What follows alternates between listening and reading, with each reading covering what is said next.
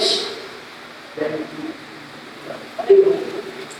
Quando falamos sobre cura, automaticamente a gente consegue imaginar a cura do nosso fisiológico, do nosso corpo, né? A gente consegue imaginar uma cura de um câncer, a gente consegue imaginar a cura de uma criança que está doente, a gente consegue imaginar a cura de alguém que está internado em estado grave. E como que acontece essa cura? Automaticamente, não é isso? O câncer desapareceu. Quem estava internado em estado grave, quase morrendo, está vivo, está com saúde. A criança que estava acometida de algum mal, sumiu esse mal. E a gente está acostumado com esse tipo de cura e de propagar esse tipo de cura. E quando a gente fala de cura interior, eu falei aqui um pouquinho sobre a descrição de alma, tá? Porque cura interior trata-se da cura da nossa alma. O interior do ser humano é a alma, tá? Para Freud, que é o pai da psicologia, a alma é o princípio vital das estruturas e instâncias, seja tópico ou emocional, pois se referem aos mecanismos de atividades da mente de cada pessoa. E aí eu pesquisei também a descrição de alma no dicionário, tá? No dicionário, a alma significa parte imaterial do homem, dotada da existência individual. Ou seja, quando eu digo que preciso de cura na alma, quer dizer que eu preciso de cura em uma parte que é só minha, da estrutura que compõe o meu interior, tá bom? É essa cura que eu necessito quando eu preciso de cura na alma. E esse tipo de cura é mais delicado, porque ela tende a não ser instantânea, como a gente está acostumado a lidar. Ela tende a não ser vapt-vupt, está curada, porque ela requer um processo, a cura na alma. Como começar então o processo de cura nas nossas almas? O primeiro passo que eu coloquei aqui é reconhecendo que está ferido, tá? As feridas mais fáceis de esconder e camuflar são as feridas na alma. Elas são tão íntimas e falam tanto sobre como somos frágeis e sensíveis que algumas vezes parece cômodo vestir uma armadura para mascará-los. Ou seja, quando a minha alma está ferida, é muito fácil eu esconder de você. É muito fácil você olhar para mim e não enxergar que há ferida alguma. Mas eu estou bonitinha, estou arrumadinha, estou ajeitadinha, estou toda organizadinha, então tá legal. Então tá show, não tem ferida nenhuma nela. E é esse o preconceito que recai sobre as feridas na alma, que são as doenças e transtornos mentais. É esse preconceito. Porque as pessoas acham assim, mas tá toda ajeitadinha, tomada banho, tá direitinho, não tá com depressão não. Mas tá paradinha, sentada ouvindo, não tem ansiedade não. Ah lá, ó, riu, não tem depressão. Ah, riu de novo, como é que tem pânico? E aí as pessoas criam esses estereótipos na mente delas, querendo buscar no exterior algo que está escondido no interior, na alma, no profundo, onde só a gente mesmo e Deus pode ver. E é por isso que as doenças e feridas na alma, elas tendem a ser algo que começam pequenininho e elas vão crescendo. Água e a garota aqui no meio. Ótimo. E elas tendem a começar pequenininhas e elas vão aumentando porque elas estão escondidas, camufladas, guardadas, trancadas, rejeitadas. Essas doenças, essas feridas. A grande questão é esconder, ignorar ou camuflar não vai fazer desaparecer. Tá bom? Na verdade, pode até agravar, que é o que eu estava falando agora. Pois feridas abertas e sem tratamento adequado tendem a piorar. É como se eu caísse de uma altura muito grande e fizesse uma ferida, vamos dizer, na minha testa, abrisse uma ferida na minha testa. E eu passasse a mão assim e estivesse sangrando, né? Aí eu falasse assim, não, tá bom, tá direitinho. Aí eu pego um band-aid e coloco em cima e não faço nada. Eu vivo a minha vida e não troco de band-aid, não cuido e não olho. Eu caí de uma altura grande e fiz uma ferida na minha testa profunda. E não cuidei, tá ali, tampadinha com um band-aid que é inclusive menor que ela, que não dá para esconder direito. Vai sarar essa ferida? essa ferida vai acontecer o que com ela? Ela vai infeccionar e ela vai tomar proporção maior. E pode ser que essa ferida, ela tome conta da minha cabeça inteira, e pode ser que essa ferida, ela tenha um sangramento interno, e pode ser que essa ferida, que eu não tratei, que poderia ser facilmente resolvido com um tratamento adequado, essa ferida me leve à morte. Essa ferida tão pequena, entendi? Essa ferida tão pequena que estava ali e eu decidi simplesmente ignorar ela. Só que a diferença da ferida emocional para a ferida fisiológica na nossa carne é muito fácil e grande. Eu consigo esconder ela e ninguém está vendo. Então ninguém vai apontar para mim que eu procure ajuda, a não ser que eu reconheça. E é por isso que esse é o primeiro passo, na minha opinião, para começar o processo de cura interior, tá? O reconhecer que está ferido requer muita coragem. O fato de você saber que não está bem e se posicionar para tratar essa dor te faz alguém valente e que valoriza a sua própria vida, que é um presente de Deus, tá? Então quando você, peraí, eu não tô legal, tem alguma coisa errada comigo.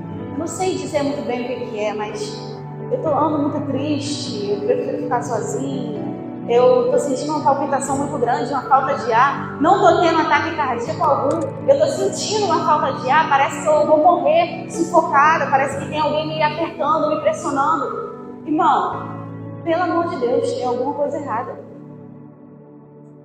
Não é algo que você tem que se habituar e acostumar. Ah, não, é só uma falta de ar rapidinho aqui, daqui a pouco rapidinho passou.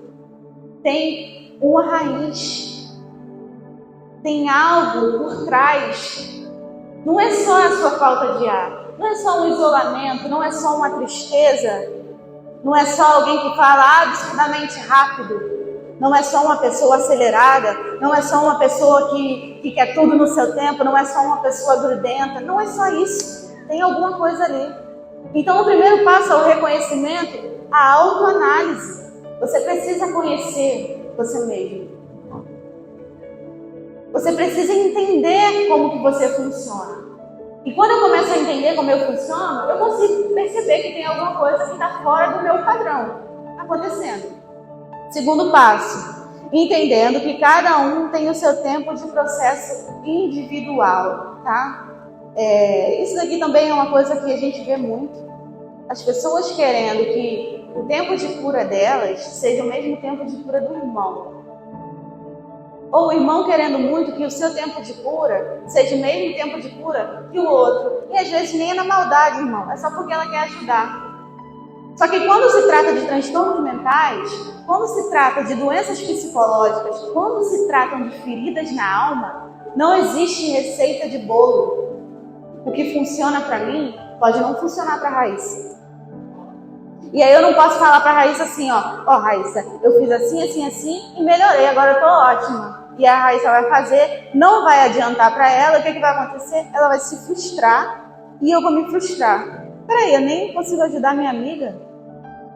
Então, esse entendimento de que você tem o seu tempo, e ela tem o tempo dela, e ele tem o tempo dele, e cada um tem o seu tempo para tratar as suas feridas, para tratar as suas dores, ele é essencial nesse processo. Porque Deus ele quer palestrar contigo, individualmente. Ele nos chama de peculiaridade. Cada um de nós somos peculiares, excepcionais e únicos. E não tem como eu pegar a minha forma e botar a Rosinha na minha forma e falar, faz assim, Rosinha, que a gente vai. Faz assim que dá certo, que a gente vai tranquilinho aqui, ó. Não dá não, irmão. Cada um tem o seu tempo. E eu coloquei assim, exatamente o que eu acabei de falar, não tem receita de bolo quando se trata de cura interior. E saber disso tira a ansiedade e o peso da comparação. Deus nos fez únicos e cada um tem a sua subjetividade. É muito importante entender isso para se iniciar o processo de cura na alma. Você é único e existe um tratamento específico para você, tá? Cada um tem um tratamento específico, tanto com Deus, Porque o nosso relacionamento com Deus é íntimo e Ele não requer terceiros quanto consigo mesmo e com os outros. Tá bom? Dando continuidade. Se olhar com mais cuidado e amor. Eu gostaria que você abrisse a sua Bíblia em Salmos 139.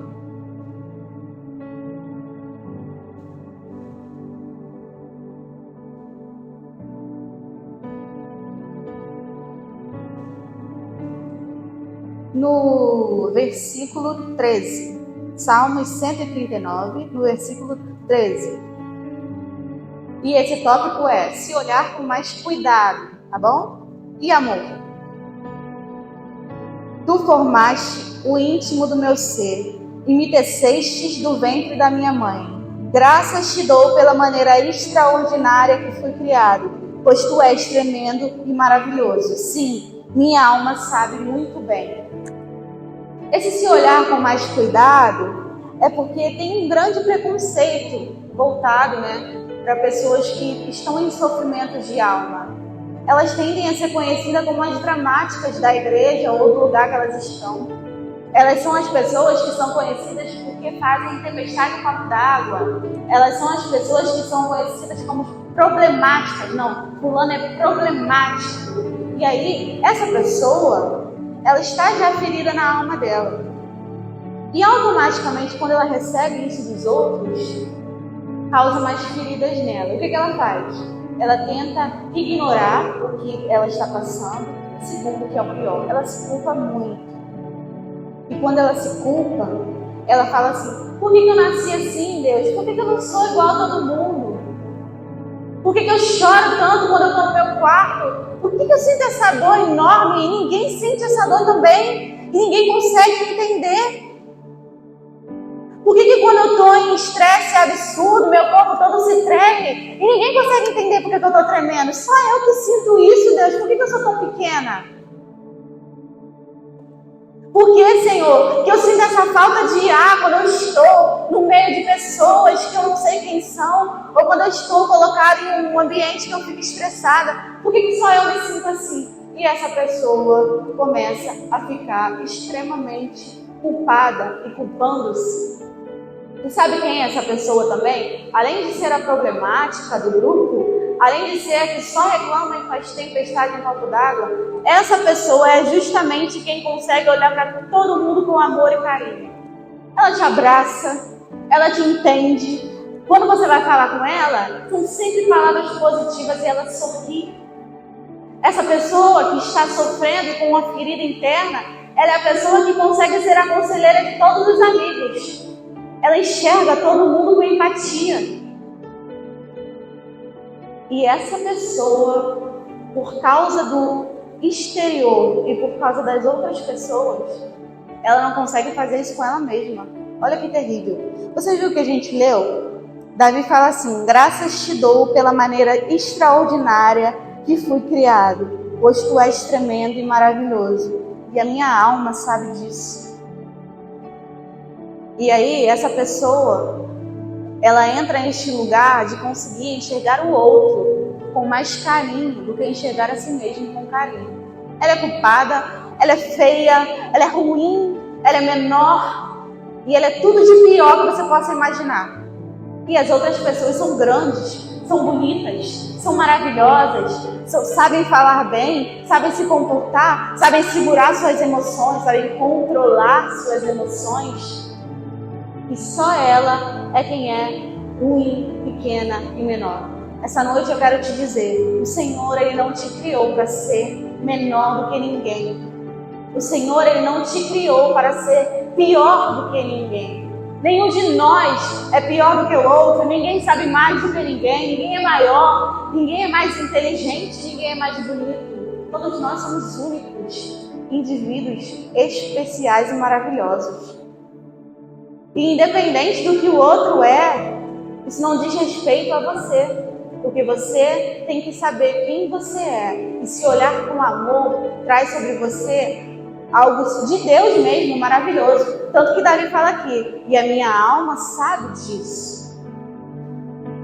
Vamos continuar. E aí, quando eu reconheço Quando eu entendo que cada um tem o seu tempo e eu consigo me olhar com mais carinho e entender que eu tenho o meu tempo, que as outras pessoas não são assim, porque eu que sou. E ainda que eu tenha certos problemas em algumas coisas, eu sou uma pessoa maravilhosa. E ainda que agora eu esteja sofrendo, eu não sou o sofrimento, eu estou sofrendo. E ainda que eu esteja triste, eu não sou tristeza, eu só estou triste. E ainda que eu esteja depressivo, eu não sou depressão. Eu estou depressivo e vou sair deste lugar.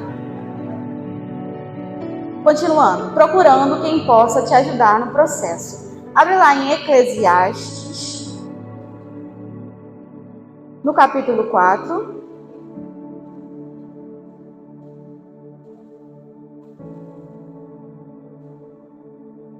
Do versículo 8 ao 12.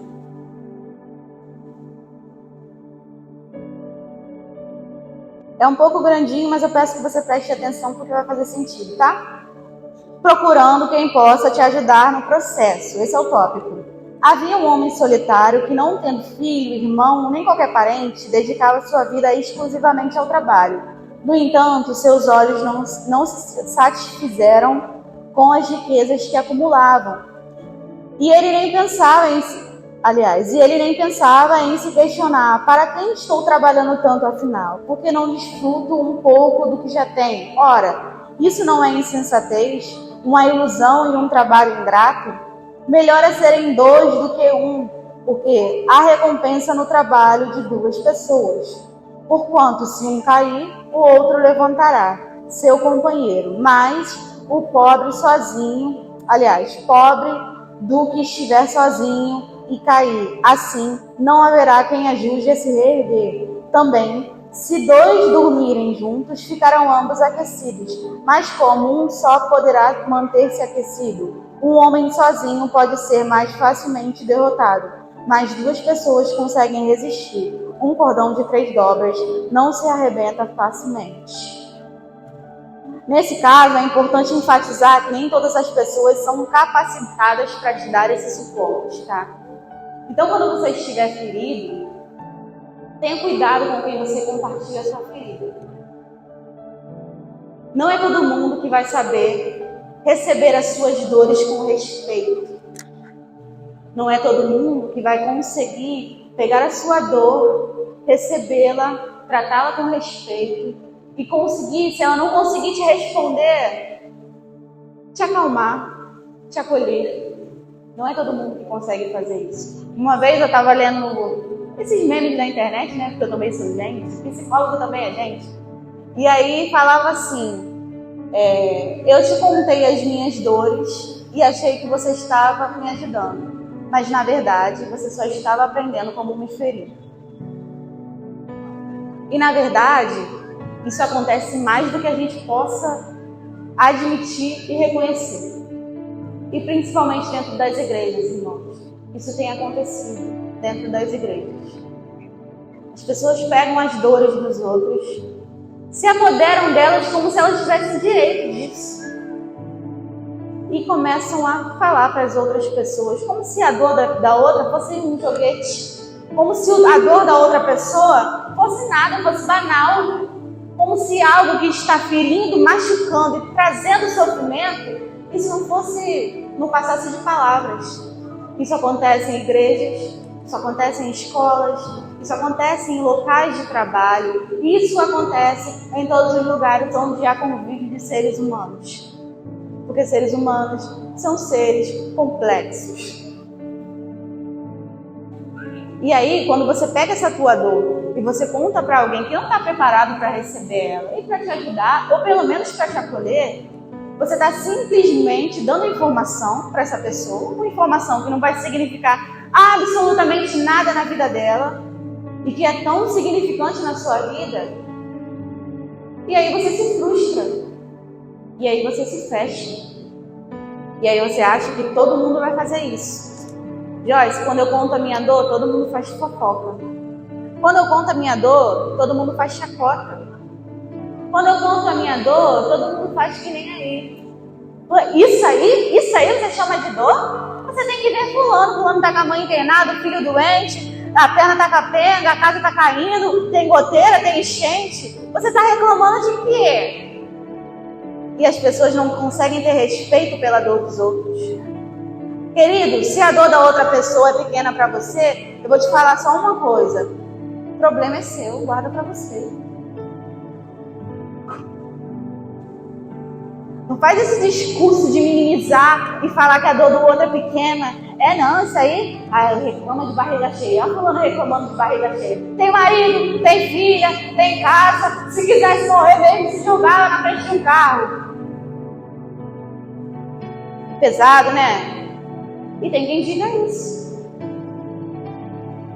Difícil, né? Mas é isso que acontece. As pessoas falam pelas costas, depois que elas escutam a dor do outro, fazem isso. Mas a pessoa, você viu, ela está frustrada porque ela não passou no concurso público. Que besteira, faz de novo ano que vem, minha querida, é a dor dela. Respeite. É só isso que você precisa fazer. Você não precisa ter opinião sobre isso, você não precisa ter resposta, você não precisa fazer nada, só respeitar. Respeita. Deve ser difícil para você passar por isso. E apaga da tua cabeça, porque não vai significar nada para você mesmo. Receba, acolha e esqueça. Não precisa ser assunto para você. Não precisa ser assunto na sua roda de conversa. E aí, o que acontece quando eu faço esse movimento e sei selecionar quem está ouvindo meus problemas direito e está conseguindo me ajudar de alguma forma? Melhores pessoas. Pastores capacitados para isso e profissionais de saúde mental capacitados para isso também. Os dois juntos é sucesso, tá? Fala com seu pastor, conta suas dores, pede a ele para orar junto contigo, mas não deixa de procurar um profissional de saúde mental não, porque é muito importante para você, tá? E aí, onde eu estava, ia procurar alguém, né, para te ajudar nesse processo. Não conte as suas dores para qualquer pessoa, e não é qualquer pessoa que pode te ajudar. E aí o último processo que eu coloquei aqui é procurar enxergar a bondade de Deus em todas as coisas. Antes de falar sobre isso, eu vou falar um pouco mais sobre a questão psicológica das dores e doenças na alma, tá? O transtorno psicológico ou a doença psicológica, como queiram, ela atua numa região onde ninguém está vendo, mas na sua maioria das vezes ela está atuando na sua química cerebral e você não está vendo, tá? A depressão, ela atua na sua química cerebral e ela precisa ser tratada com medicamentos. É outro ponto que a gente entra aqui. Não vou tomar medicamento. Vai no psiquiatra, ele passa o medicamento porque você foi diagnosticado com depressão, ele fez o raio-x, foi no neuro e viu lá na sua cabeça, no seu cérebro, algumas regiões apagadas porque você tem depressão. E aí o seu cérebro está escurinho e ele passa o medicamento que vai te dar sensação de bem-estar, vai conseguir fazer você dormir e vai equilibrar o seu modo de ver o mundo, porque quem tem depressão tem um jeito de ver o mundo diferente. E outros transtornos também. Muda a forma com que você enxerga a realidade. E aí você vai nesse profissional de saúde mental e ele passa o medicamento para você. E aí você se nega a tomar esse medicamento afirmando que Deus vai te curar. Irmão, eu só te pergunto uma coisa. Deus é obrigado a fazer o que para você?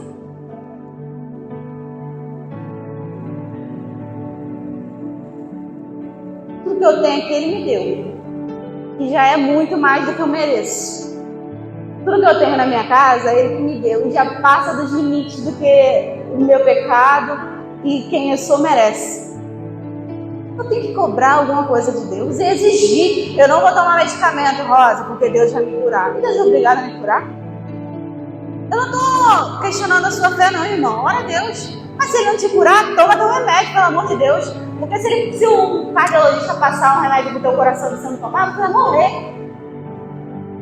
Não vou tomar um remédio pro coração não, porque Deus vai me curar. Eu acredito em cura, tá? Eu acredito. E acredito que Deus cura.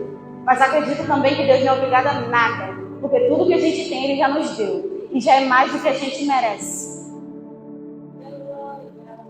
Então não entra nesse parâmetro de... Eu não vou tomar antidepressivo não, porque é do inimigo. Não, não é do inimigo não, é da ciência. E Deus te capacitou o homem a fazer.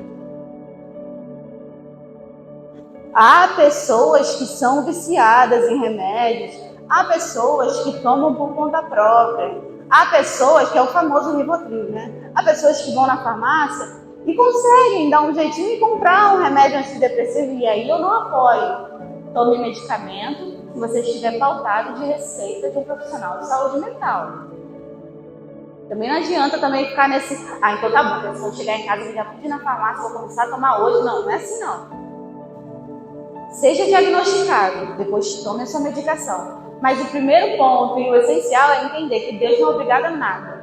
Ele te cura se Ele quiser. E se Ele não quiser te curar, Ele continua sendo Deus. Ele continua sendo bom. Ele continua sendo eterno e continua sendo maravilhoso.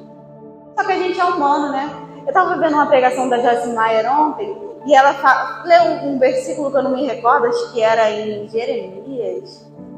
E aí fala um pouco sobre como seria, como devemos ser, né? Sem ansiedade, pessoas leves, é mais ou menos assim que o versículo diz. E aí ela fala assim, é assim que nós temos que ser diante da ótica de Deus.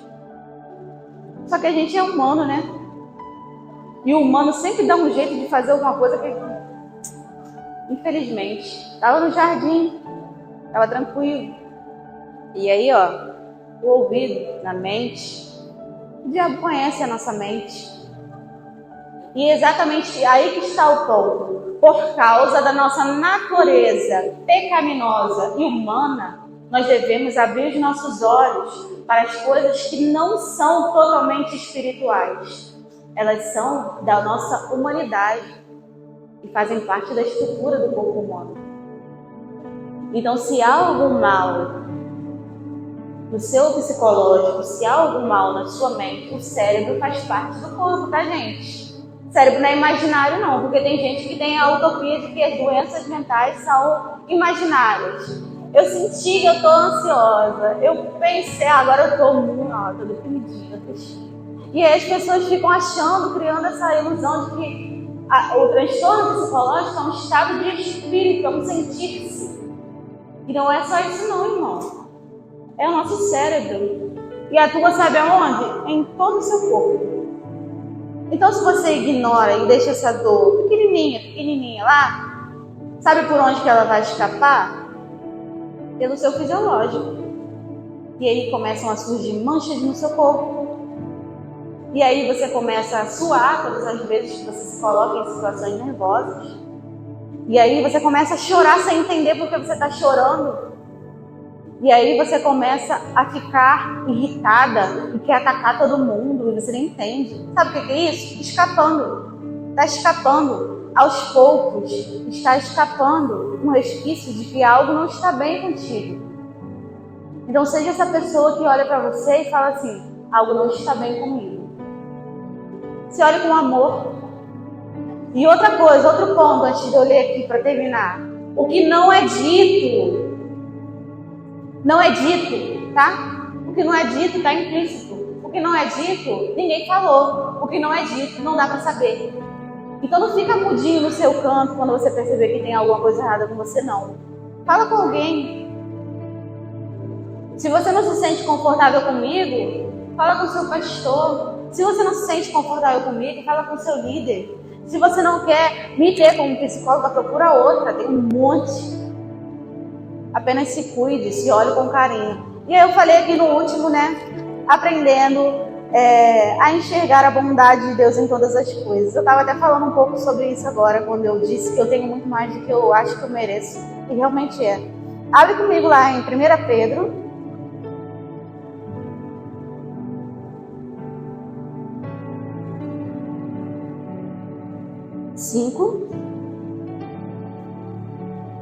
Do 5 ao 17.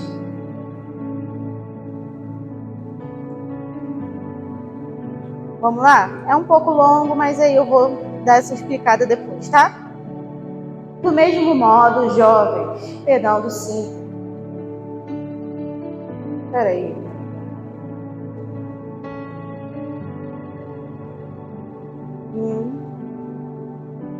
10. Tiração, blá. Agora entendi. Eu mesmo tiro as coisas e depois esqueço. Do 5 ao 7, né? 17 não, é um tracinho, olha só. Do mesmo modo, jovens, sede submissos aos mais velhos, e todos vós igualmente tratais com humildade uns aos outros. Porquanto Deus se opõe aos orgulhosos, mas concede a graça aos humildes. Sendo assim, humilhai-vos sobre a poderosa mão de Deus, para que Ele vos exalte no tempo certo. 7. Lançando sobre Ele toda a vossa ansiedade, porque Ele tem cuidado de vocês. Salmos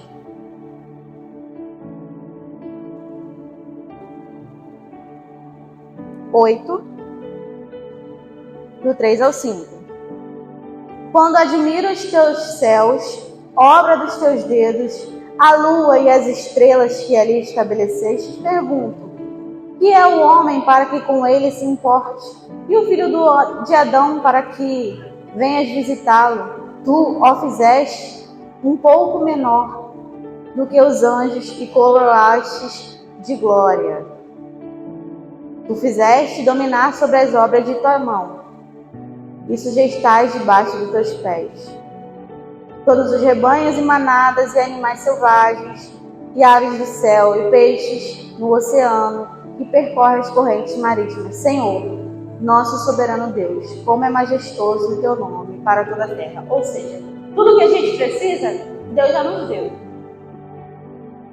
Irmão, tudo o que você precisa, Deus te deu. Sabe o que falta na gente? Reconhecer.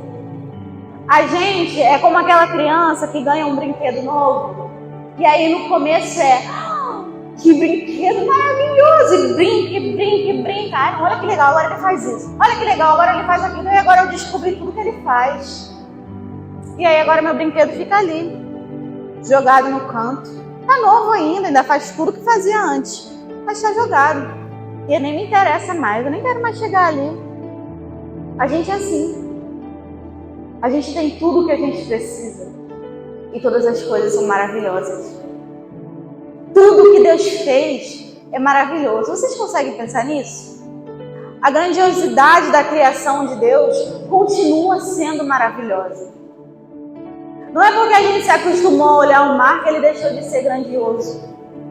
Não é porque a gente olha para o céu e só vê estrela. Ih, vai chover amanhã. Ih, ó, hoje está sem estrela, vai chover amanhã. E ó, o avião, ó o Lula passando no avião. E aí o céu, ele perdeu o brilho, ele perdeu a graça. Mas não é porque ele perdeu a graça para você que ele deixou de ser essa coisa linda, perfeita e maravilhosa que Deus colocou sobre as nossas cabeças e que cobre o mundo inteiro. Não é porque a risada do seu filho agora para você já está te estressando, ela deixou de ser extraordinária e obra de amor de Deus. Não é porque você agora anda calçadinha, bonitinho, e aí você pensa assim: ah, Joyce, mas esse piso aqui quem fez foi o homem. Mas o solo quem fez foi Deus. A gente ia fazer o quê se não tivesse solo pra gente andar e prevalecer? Não é porque os animais a gente está acostumado a ver na televisão, né? Leões, elefantes, não é porque eles já existem, estão aí, e a gente já acostumou que eles deixaram de ser grandiosas criações de Deus, e ainda por cima que a gente domina. Querido, aprenda a enxergar as coisas extraordinárias da vida. A vida simples é extraordinária. A água que você toma banho é extraordinária. Se você tomar banho, tem gente que não gosta. Tô brincando. A água que você bebe é extraordinária, porque ela toma conta do seu corpo todo. Olha que doideira, que coisa linda. O lado de dentro do seu corpo é extraordinário. Existem partes e coisas, cada coisa tem sua função e tudo planejado por Deus e tudo feito tão lindo. E a gente se acostumou. Você está estudando enfermagem, você sabe. Cada coisinha tem um nome. Cada coisa é uma função. Olha que loucura, que coisa linda. Deus me preste. Aprenda a enxergar a beleza das coisas simples. Porque Deus, Ele criou tudo belo. E nos criou para dominar sobre essas coisas. E nos criou para enxergar essa beleza. Só que a trava do pecado e a trava nos faz perder o brilho das coisas boas que Deus fez. É isso. Me faz perder o brilho, porque eu já me estressei antes de sair de casa. Eu chego na praia, eu chego para sabia que era demais. Contempla, então. Aprender a enxergar a vida com uma perspectiva boa e enxergar as coisas com a beleza que elas têm. Não é que você criou, que você tem a visão. Ai não, Deus, você é muito mais erro. Não criei nada não, porque criou foi Deus, só estou falando. E quando você aprende a enxergar as coisas da maneira, da perspectiva, com o olhar que Deus fez você para enxergar, então as outras coisas passam a ser muito pequenas. E aí você entende o tamanho do Deus que você serve. E aí você entende que não há mal que sobrevenha sobre a sua vida, que Ele não possa te bater e te capacitar para sair dele. Amém. Não existe caminho fechado quando a gente anda com Deus do nosso lado.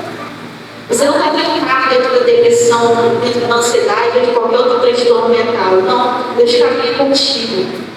E ainda que você não receba a cura dos céus, Deus Ele capacita pessoas para te fazer achar essa saída. E Ele caminha contigo. E se Ele não quiser te curar, Ele caminha contigo. E isso já é o suficiente. E já é mais do que você merece, do que eu mereço. Muito mais. Ele se fez carne, viveu, andou sobre a terra. Ele enxergou a beleza das coisas. Jesus enxergou a beleza do simples. Andou sobre a terra, foi para o céu, deixou o Consolador, que anda conosco todos os dias das nossas vidas, até a consumação dos séculos. Então, nessa noite, eu quero te dizer: a ferida que está na sua alma, ela pode ser sanada através do Espírito Santo de Deus.